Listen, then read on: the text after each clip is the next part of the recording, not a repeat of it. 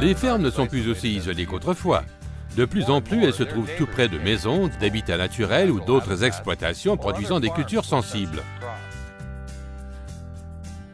Les agriculteurs doivent être de bons voisins soucieux de l'environnement qui font tout dans leur pouvoir pour réduire la dérive des pesticides.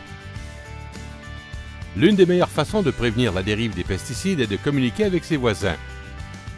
Appelez-les, affichez les dossiers de pulvérisation à la vue des personnes touchées et cherchez ensemble des solutions mutuellement acceptables. En fermant les prises d'air ouvrant des serres ainsi que les fenêtres des maisons, les producteurs voisins peuvent mieux planifier leur programme de pulvérisation et activités.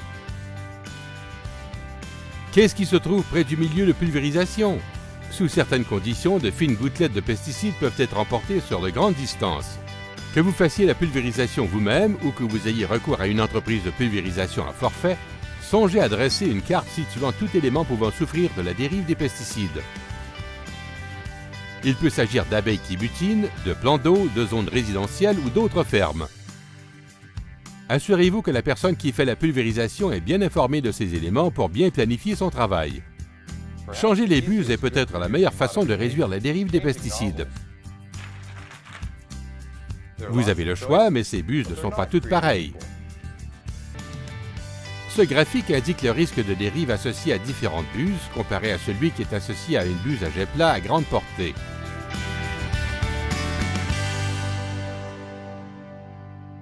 Le jour, on ne voit pas des gouttelettes de pulvérisation, mais voici ce que ça donne sous une lumière puissante.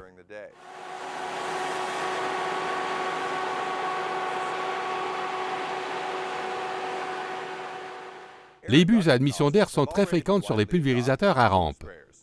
Voici le même pulvérisateur fonctionnant au même débit, mais avec des buses à admission d'air à faible dérive. Les buses à admission d'air n'éliminent pas la dérive et ne permettent pas la pulvérisation dans de mauvaises conditions, mais comme vous le voyez, elles réduisent considérablement le phénomène.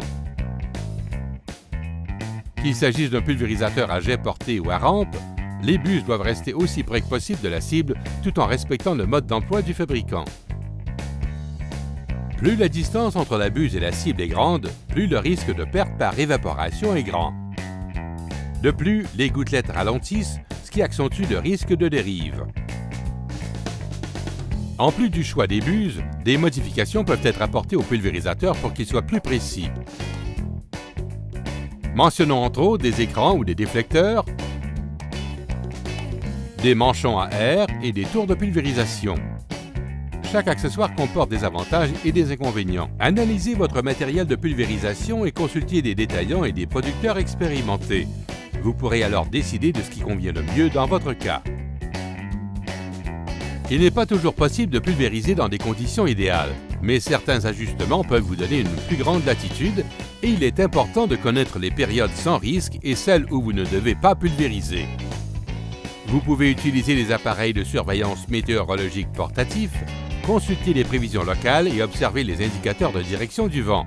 Si les vents dominants soufflent en direction d'un habitat sensible, s'il fait très chaud ou très sec, ou s'il y a un risque d'inversion de température, ne pulvérisez pas.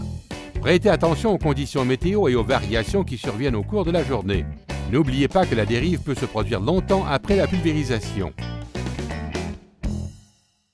Certaines pratiques culturales peuvent réduire l'impact de la dérive. Par exemple, de hautes rangées d'arbres servent essentiellement de filtres. Respectez aussi les zones tampons ou zones interdites qui sont indiquées sur l'étiquette du produit et que vous pourrez réévaluer avec le calculateur de zones tampons sur le site web de Santé Canada. Il est parfois possible de créer des zones de culture séparées et même de relocaliser certaines zones sensibles.